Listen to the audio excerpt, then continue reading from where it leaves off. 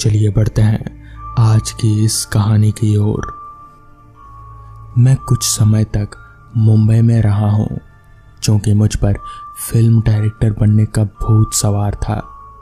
थोड़े दिन तक असिस्टेंट डायरेक्टर का काम भी मिला, पर जैसा सोचा था वैसी सफलता हाथ नहीं लग रहे थे। इसलिए मैंने फिल्म डायरेक्शन का काम छोड़कर राइटिंग का काम शुरू कर दिया। ग्रुप बन चुका था, इसलिए काम आसानी से मिल रहा था और स्क्रिप्ट ऑनलाइन ही ग्राहक को भेजना होता था, तो यह काम इंटरनेट की सहायता से किसी भी जगह से किया जा सकता था। एक बार मुझे एक हॉरर स्क्रिप्ट लिखने का ऑफर आया, जिसमें गांव की कहानी सेट करनी थी। तो मैंने सोचा रियल लोकेशन वाला फील लाने के लिए किसी गांव में कुछ दिन रह आता हूं, ताकि कहानी अच्छी बन सके। आगे काफ़ी सोच विचार करने के बाद मुझे किसी ने सुझाव दिया कि उत्तर प्रदेश में चंदनपुर गांव है, जहां पर कई लोगों को भूत प्रेत के अनुभव हुए हैं। मैंने फौरन वहां की टिकट कटवाई और अपने लैपटॉप के साथ वहीं जा पहुंचा। बस ने मुझे किसी कच्चे रास्ते पर उतारा। वहां आसपास कुछ पेड़ थे और एक संकरा रास्ता। एक पेड़ के पास 8-10 कौवे बैठे थे। मुझे देखकर वो सारे बेतहाशा चिल्लाने लगे। मैं उन्हें अनदेखा कर गांव की ओर आगे बढ़ गया। आगे कुछ कच्चे मकान नजर आए। मैं उन मकान की ओर जाने लगा तो बाहर बैठे लोग सटासट घरों के अंदर चले गए और दरवाजे बंद कर लिए। ये देखकर मुझे बहुत हैरत हुई। मैं वहीं एक मकान के पास झाड़ के नीचे बैठ गया, सोच रहा था कि किससे मदद मांगू। तभी अचानक मेरी नज़र ऊपर पेड़ की डाल पर गई। वहां पर एक डरावनी काली बिल्ली बैठी थी, जो मेरी ओर ऐसे घूर रही थी जैसे मेरा शिकार कर लेगी। मैंने उसे डराने की कोशिश की तो वो उल्टा मुझे ही घुर्रा कर डराने लग गई। कुछ देर बाद मैंने उसे अनदेखा कर दिया और फिर से वहीं बैठ गया।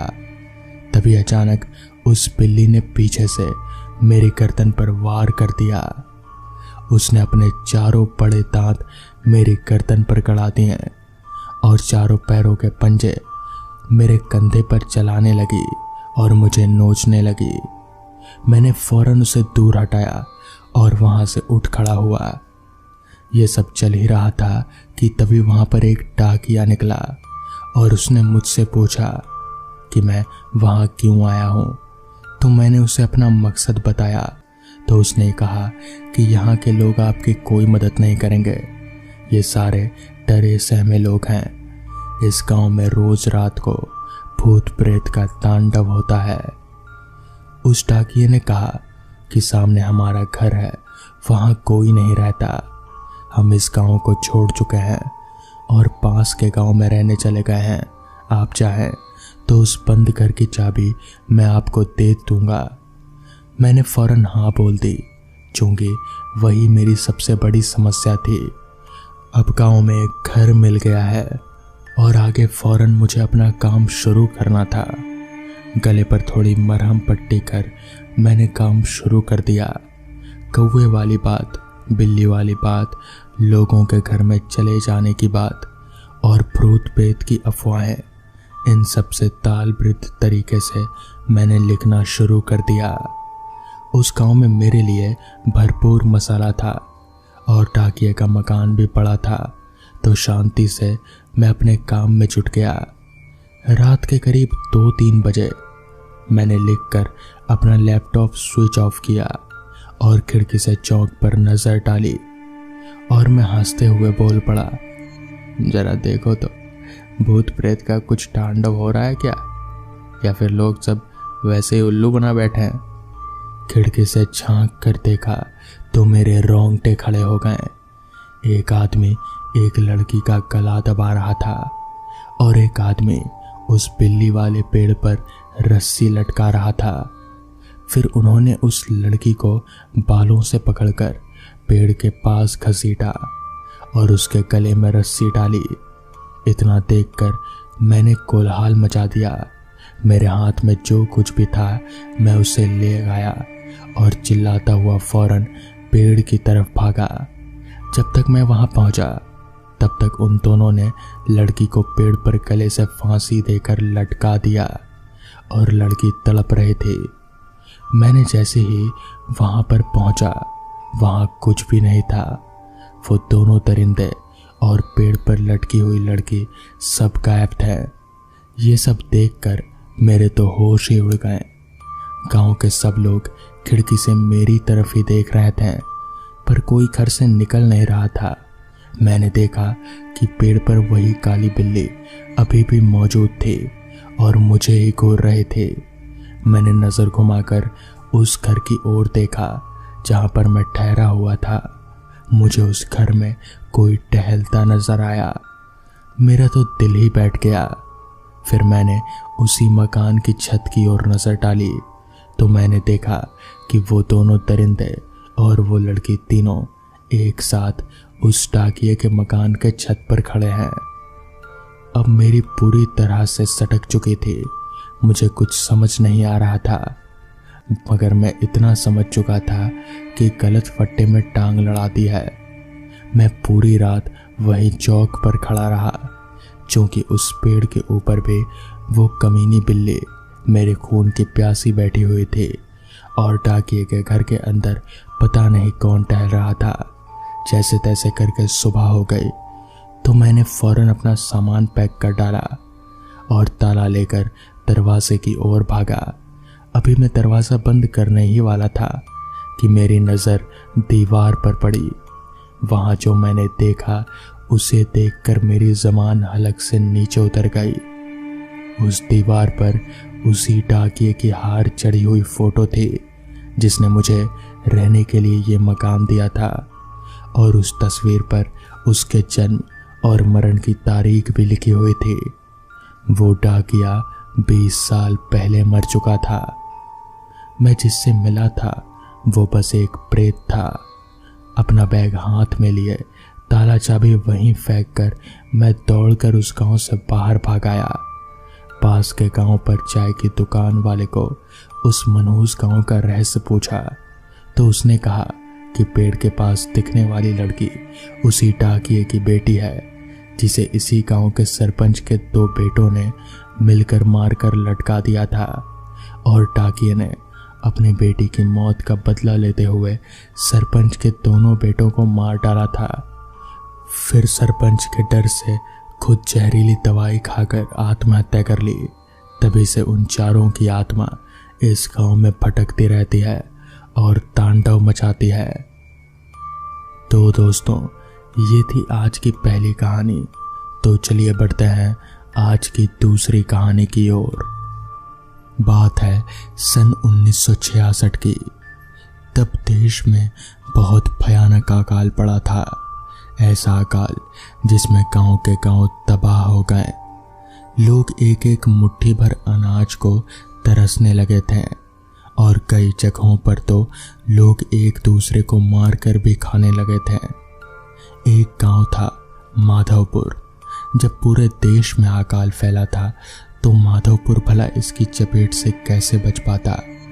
कभी बच्चों की किलकारियों से गुलजार और खुशहाल माधवपुर के लोग अकाल के समय में दाने दाने को तरसने लगे।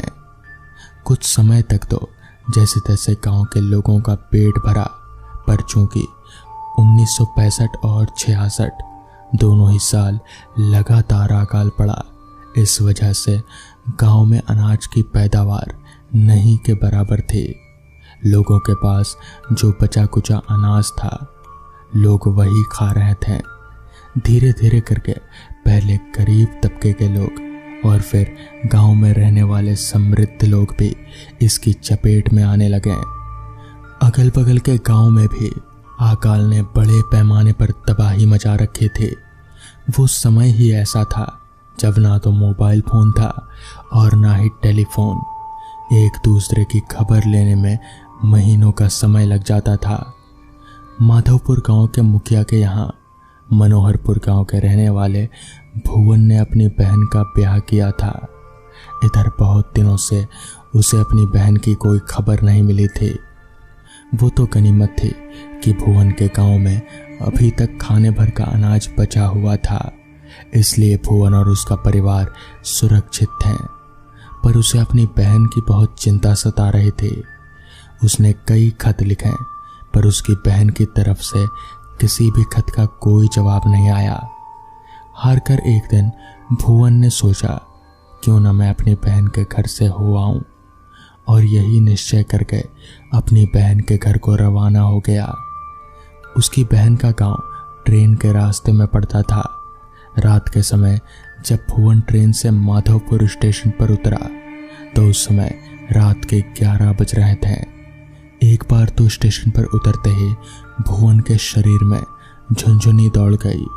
उसने देखा सारा स्टेशन एकदम वीरान पड़ा है, मानो वो स्टेशन पर नहीं किसी कब्रिस्तान में उतर गया हो। कहीं पर एक परिंदा भी नहीं था। भुवन का मन किसी अनहोनी की आशंका से घबरा उठा। उसे लगा कि कहीं अकाल के चपेट में उसकी बहन का गांव माधवपुर भी तो नहीं आ गया। फिर भी हिम्मत करके वो स्टेशन से बाहर निकला।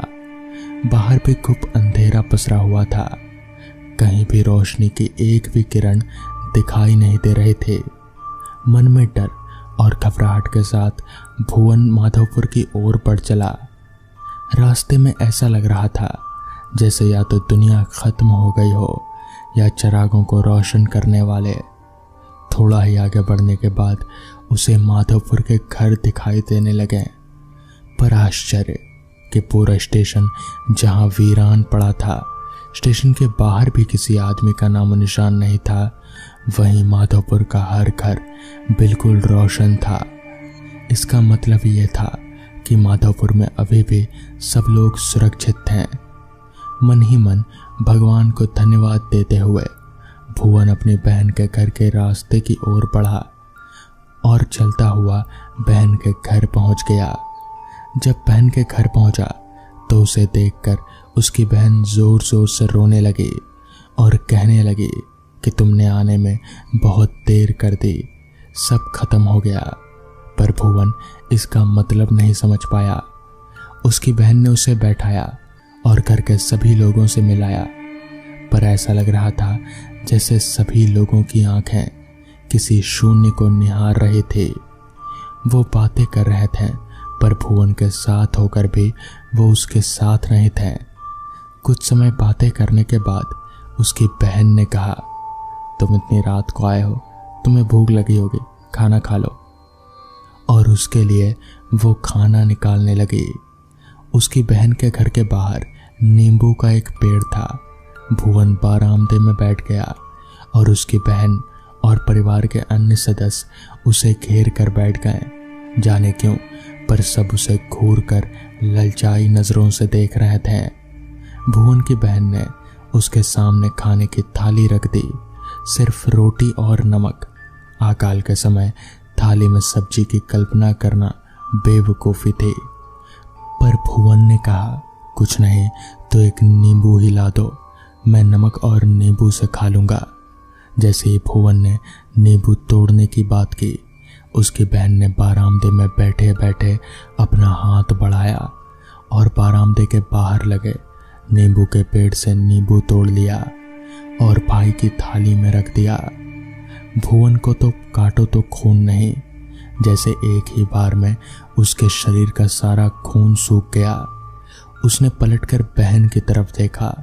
उसकी आंखें गड्ढे में धसी हुई थी और हड्डियां बाहर निकल आई थी। उसने भुवन को खा जाने वाली नजरों से देखती हुई उसकी ओर बढ़ने लगी। घर के बाकी सदस्य भी भुवन की ओर लपके। भुवन ने थाली वहीं छोड़कर दौड़ना शुरू कर दिया और दौड़ते दौड़ते स्टेशन पर आकर रुका। स्टेशन पर एक ट्रेन लगी हुई थी। भुवन उसी ट्रेन में जाकर बैठ गया। जब सुबह हुई तो भुवन ट्रेन से उतरा तो उसके मन में उसकी बहन और बहन के गांव को लेकर एक सवाल था। भुवन ने सोचा कि एक बार वो फिर जाकर देखेगा कि जो उस रात हुआ था, उसने जो कुछ भी देखा था, क्या वो सच था या सिर्फ उसका वहम। वो फिर अपनी बहन के घर के रास्ते की ओर चल दिया और रास्ते में उसने जो भी देखा उसे देखकर उसका दिल दहल गया। लगा मानो उसका कलेजा फट जाएगा। माधवपुर के घरों के आगे जैसे हड्डियों के ढेर लगे थे। हर जगह कंकाल बन चुके लोग रास्ते में जहां तहां मरे पड़े थे। पूरा गांव जानवरों के मृत शरीर और आदमियों के शरीर की सगाड़ से भरा हुआ था। अपनी नाक बंद किए हुए भुवन बहन के घर के पास पहुंचा। उसने देखा रात को जो नींबू का पेड़ लहलहा रहा था वो सूखा पड़ा था, पर बारामदे में अभी भी वो थाली पड़ी हुई थी जिसमें उसकी बहन ने रात में उसे रोटी परोसी थी।